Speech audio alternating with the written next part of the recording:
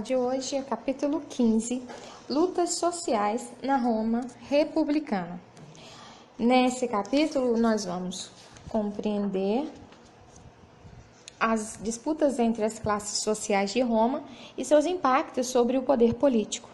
Reconhecer as relações entre a conquista de novos territórios, a submissão dos povos derrotados e o trabalho escravo como instrumento de enriquecimento das elites romanas. Entender a crise da República Romana como resultado do aumento das desigualdades sociais e das divergências de interesses decorrentes do expansionismo romano. Lutas sociais na Roma republicana. É muito importante nós percebermos que esse capítulo ele vai abordar o expansionismo romano e as consequências dessa política de domínio dos povos, que além do escravismo como modo de produção e as questões sociais que são muito importantes do período, ele também vai nos ajudar a compreender os conflitos originados nas desigualdades entre os patrícios e os plebeus, e o conceito que existia de república na Roma antiga. Outra questão que nós vamos perceber também é que existiu, nesse momento, um enfrentamento entre as elites e a plebe romana. E isso vai proporcionar uma visão das relações entre a estrutura econômica e os problemas sociais que aconteciam do expansionismo romano. Nós também vamos observar que nós vamos ver que havia concentração fundiária, concentração de terras, concentração de privilégios, e não era muito diferente das disputas que nós vemos hoje, pelo fim de privilégios que algumas camadas da sociedade têm, inclusive no Brasil e em outros países. Nós vamos perceber que muitas das lutas que aconteciam antes na Roma Antiga nós podemos identificar, infelizmente, hoje, em pleno século XXI. Lutas sociais na Roma Republicana. Atualmente, os grupos que formam a sociedade lutam de diversas maneiras para garantir seus direitos. Por isso, os trabalhadores se organizam em movimentos para pressionar os governantes a fazer leis melhores ou a cumprir corretamente aquelas que já existem. Em um país grande e com tanta diversidade como o Brasil, há muitos movimentos de cidadãos e trabalhadores. Os que querem emprego, os que exigem lugar digno para morar, os que querem terra para plantar e viver, os que denunciam atos de preconceito e racismo, os que denunciam a violência contra as mulheres, os que fazem greves para exigir melhores salários. E há também diversos movimentos que reivindicam melhores condições de vida, saúde e educação para as crianças. De maneira diferente de como ocorrem atualmente, também havia lutas sociais na Roma Antiga. A República foi um período de intensas transformações políticas, econômicas e sociais. No intervalo de alguns séculos, a cidade expandiu-se bastante, incorporando grande quantidade de territórios por meio de conquistas militares na Europa, na África e no Oriente Médio. Se por um lado a expansão territorial trouxe riquezas, escravos e oportunidade de ascensão social para muitos romanos, por outro lado, ela acentuou as desigualdades e os conflitos sociais, reforçando as lutas que haviam levado à proclamação da República em 509 a.C. Ao fim desse processo, Roma estava muito diferente de seus primeiros tempos, quando ainda era um pequeno reino às margens do rio Tibre. Conflitos sociais. A desigualdade entre patrícios e plebeus gerava conflitos sociais cada vez mais intensos. Descontentes com sua situação, os plebeus ameaçaram abandonar Roma, o que significaria para a cidade perder trabalhadores e soldados. Ao fazer esse tipo de pressão, a plebe conquistou alguns direitos políticos e sociais. Em 493 a.C., foi criado o Tribunato da Plebe, que era uma assembleia formada exclusivamente por representantes plebeus, com poder para impedir medidas desfavoráveis a essa camada social. O governo republicano continuou sendo pressionado por exigências da plebe e, pouco a pouco, atendeu a algumas reivindicações, como decretar o fim da escravidão por dívidas, permitir o casamento entre patrícios e plebeus e autorizar a plebe a utilizar as terras públicas. Em 450 a.C., foi criada a Lei das 12 Tábuas, que era um conjunto de leis escritas. Pela primeira vez na história de Roma, passou a valer para todos os seus habitantes. Roma versus Cartago.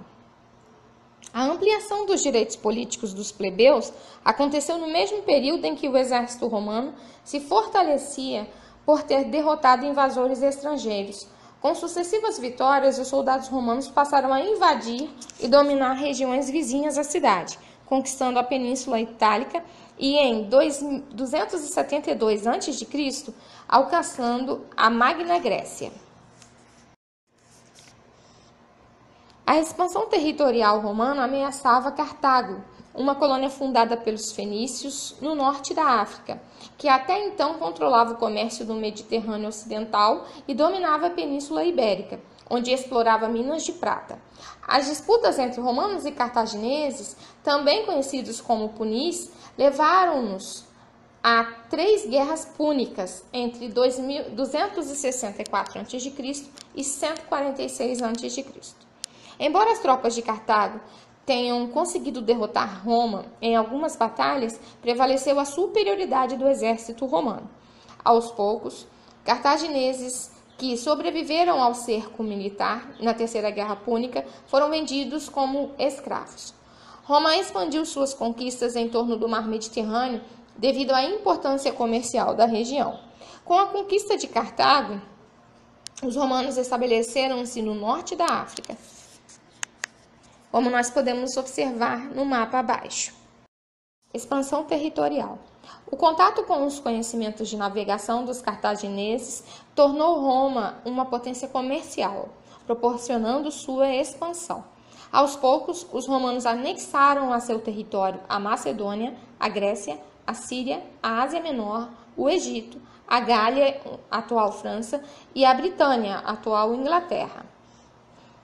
No mapa abaixo nós podemos ver o território da Roma republicana. No século I a.C., os romanos tinham dominado o comércio, a agricultura, a pecuária, a mineração, o artesanato. As atividades econômicas desenvolvidas pelos povos que viviam ao redor do mar Mediterrâneo. Passaram a chamá-lo de Mare Nostrum, expressão em latim cujo significado é nosso mar.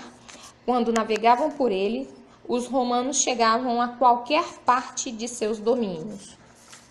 Economia e sociedade na República. Com a expansão territorial de Roma, os mercados ficaram repletos de escravos, alimentos, armas, ferramentas e diversos outros produtos artesanais que chegavam das inúmeras províncias romanas.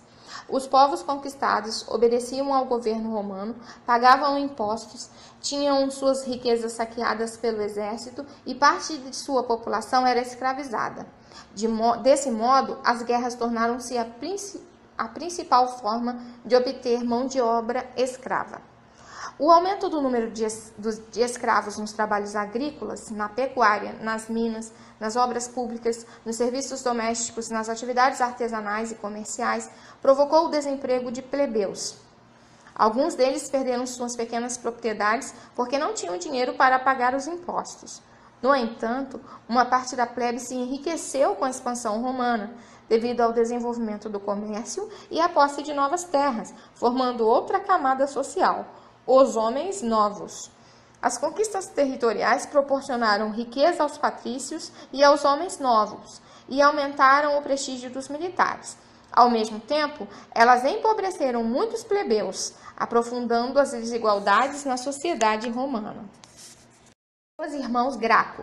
No século II a.C., os sérios problemas sociais enfrentados pela plebe impulsionaram os irmãos Graco, eleitos para o tribunato da plebe, a propor a distribuição de terra aos plebeus empobrecidos.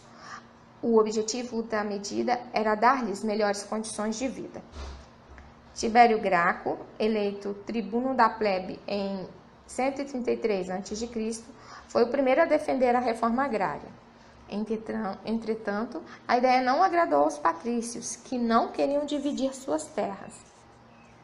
No Senado, os debates sobre o assunto tornaram-se cada vez mais violentos. Por insistir em suas ideias reformistas, Tibério foi acusado de querer tornar-se rei e foi assassinado. Em 123 a.C., Caio Graco tornou-se tribuno da plebe, defendendo também a distribuição de terras aos plebeus. Novamente, os senadores romanos se opuseram à proposta e tramaram a morte do tribuno. Percebendo que uma cilada havia sido armada contra ele e disposto a não cair nas mãos daqueles que o esperavam, Caio pediu ao seu escravo que o matasse. Com a morte dos irmãos Graco, o Senado conseguiu afastar a ameaça da reforma agrária.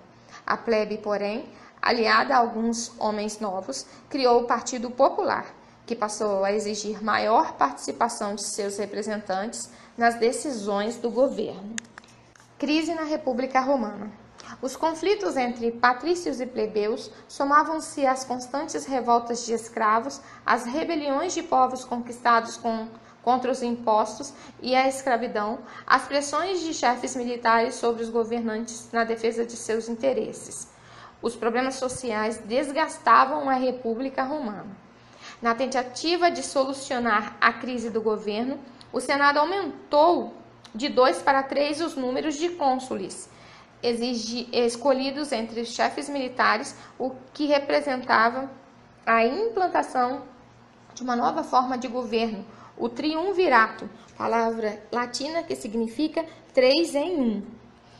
Instituído no ano 60 a.C., o primeiro triunvirato era formado pelos generais Júlio César, Pompeu e Crasso.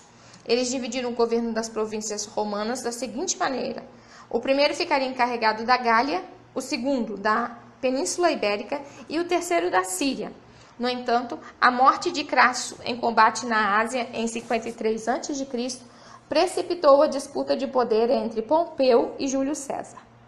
Nessa disputa, o Senado apoiou Pompeu e o nomeou como líder máximo de Roma, pois temia o grande prestígio de Júlio César perante a plebe e o exército romano por ter vencido os habitantes da Gália, que é a atual França. Além disso, os senadores tinham outro motivo para criticar Júlio César e querer diminuir seu poder: o envolvimento dele com uma mulher estrangeira, Cleópatra, a rainha dos egípcios, que haviam se tornado um povo protegido por Roma. Ignorando a decisão do Senado, Júlio César invadiu Roma com suas tropas e não encontrou resistência do exército romano, forçando a fuga de Pompeu para a Grécia e de lá para o Egito, onde mandou assassiná-lo. Com essas manobras políticas e militares, ele conseguiu que os senadores o nomeassem ditador vitalício. À frente do governo Júlio César promoveu diversas reformas, com as quais ampliou ainda mais o apoio da população romana. Ele dividiu as terras e criou colônias para atrair às áreas rurais os plebeus que estavam sem trabalho nas cidades. Concedeu cidadania aos povos conquistados. Determinou que os grandes proprietários de terra empregassem pelo menos 1/3 de trabalhadores livres. Anulou o poder do Senado. Limitou os poderes dos tribunos e das assembleias. Fez diversas obras públicas. Reformou o calendário romano e criou o mês de julho em sua própria homenagem. Agravaram-se as divergências entre Júlio César e os senadores, que atribuíram a ele a intenção de abolir a república e estabelecer a monarquia como forma de governo em Roma. Tais disputas políticas aparentavam colocar em risco a continuidade da República Romana.